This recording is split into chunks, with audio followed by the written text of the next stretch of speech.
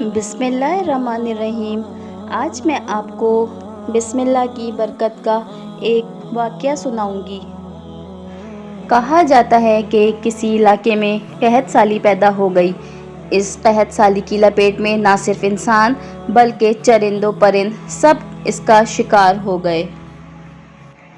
مویشی مالکان بے حد پریشان تھے۔ اس دوران ایک مسجد کے مولوی نے جمعے کے خطبے میں نہایت یقین کے ساتھ یہ بات بتائی کہ اللہ کا نام لے کر یعنی بسم اللہ پڑھ کر دریا کو حکم دیا جائے تو وہ بھی نافرمانی نہیں کرتا۔ خطبہ سننے والوں میں ایک چرواہا بھی موجود تھا۔ مولوی کی یہ بات اس کے دل میں اتر گئی اور اس بات پر اس کا یقین کامل ہو گیا۔ اس نے واپس آ کر اپنی بکریاں کھولیں اور سیدھا دریا پر چلا گیا۔ اونچی آواز سے بسم اللہ الرحمن الرحیم پڑھا اور دریا کو کہا۔ وہ اپنی بکریاں چروانے کے لیے دوسرے پار جانا چاہتا ہے اور اسے کہا کہ مجھے اپنے اوپر سے گزرنے دو۔ یہ کہہ کر اس نے اپنی بکریوں کو لیا اور دریا پر چلتا ہوا دریا پار کر گیا۔ دریا کے دوسری طرف کا علاقہ گھاس سے بھرا پڑا تھا، درختوں کے پتے بھی سلامت تھے۔ کیونکہ کسی کو یہاں تک آنے کی رسائی نہیں تھی، اس نے خوب اچھی طرح اپنی بکریوں کو سیر کروایا اور واپس لوٹ آیا۔ پھر یہ اس کا معمول بن گیا کہ وہ بکریاں پار چھوڑ کر واپس آ جاتا اور شام کو جا کر بکریاں واپس لے آتا۔ اس کی بکریوں کا وزن دگنا چوگنا ہو گیا۔ لوگ چونک گئے اور اس سے پوچھا کہ وہ اپنی بکریوں کو کیا کھلاتا ہے۔ وہ سیدھا سادہ اور صاف دل نوجوان تھا۔ اس نے صاف صاف بات بتا دی کہ جناب، میں تو بسم اللہ الرحمن الرحیم پڑھ کر دریا پر چل کر اپنی بکریاں دوسری طرف چروانے لے جاتا ہوں۔ یہ بات سب نے سنی مگر کسی نے اس چرواہے کی بات پر یقین نہیں کیا کیونکہ یہ ناقابل یقین بات تھی۔ مگر بات ہوتے ہوتے مولوی صاحب کے پاس پہنچ گئی۔ مولوی صاحب نے اس چرواہے کو بلایا اور سارا ماجرا پوچھا۔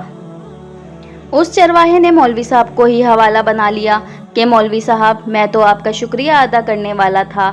آپ نے جمعے کے خطبے میں جو نسخہ بتایا تھا کہ بسم اللہ کہہ کر دریا کو بھی حکم دو تو وہ بھی انکار نہیں کرتا، تو میں تو بس آپ کے نسخے پر ہی عمل کر رہا ہوں۔ مولوی صاحب حیرت سے اس کے چہرے کو دیکھتے رہے۔ مولوی صاحب نے کہا، بھائی صاحب، ایسی باتیں تو ہم ہر جمعے میں کرتے ہیں۔ فقط ان کا مقصد لوگوں کا ایمان بنانا ہوتا ہے۔ مگر بکریوں والا ڈٹا رہا کہ میں تو بس بسم اللہ کہہ کر پانی پر چلتا ہوں اور بکریوں سمیت پانی پار چلا جاتا ہوں۔ آخرکار مولوی صاحب نے صبح خود یہ تجربہ کرنے کی ٹھانی، جسے دیکھنے چرواہے سمیت پورا علاقہ بھی آ گیا۔ مجمع زیادہ تھا۔ مولوی صاحب نے ایک دو بار سوچا کہ انکار کر دوں کہ کہیں ڈوب نہ جاؤں، مگر وہ جو مولوی صاحب کو کندھے پر اٹھا کر لائے تھے، اب بھی جوش و خروش سے اللہ اکبر کے نعرے لگا رہے تھے اور مولوی صاحب کے حق میں تعریفیں کر رہے تھے۔ آخرکار مولوی صاحب نے اپنے ڈر کو دور کرنے کے لیے ایک رسہ منگوایا۔ پہلے اسے ایک درخت کے ساتھ باندھا، پھر اپنی کمر کے ساتھ باندھا، پھر ڈرتے ڈرتے ڈھیلا ڈھالا بسم اللہ پڑھا اور دریا پر چلنا شروع ہو گئے۔ مگر پہلا پاؤں ہی رکھا تھا کہ پانی میں گر گئے۔ مولوی صاحب ڈبکیاں کھانے لگے اور پانی کے بہاؤ میں بہنا شروع ہو گئے۔ لوگوں نے کھینچ کھینچ کر باہر نکالا۔ مولوی صاحب کی اس حرکت نے چرواہے کو پریشان کر دیا کہ مولوی صاحب کی بسم اللہ کو یہ کیا ہو گیا ہے، کیونکہ اس کا یہ روز کا معمول تھا۔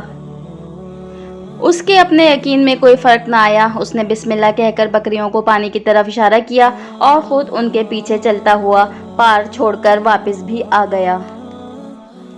لوگ اسے ولی اللہ سمجھ رہے تھے اور اس کے حق میں نعرے لگا رہے تھے، مگر وہ سب سے بے نیاز سیدھا سادہ انسان تھا۔ وہ مولوی صاحب کے پاس پہنچا اور کہا، مولوی صاحب، میں آپ کی بسم اللہ کی تعریف سے کافی پریشان تھا، مگر پانی پہ چلتے ہوئے مجھے آپ کی بسم اللہ کی بیماری کا پتہ چل گیا۔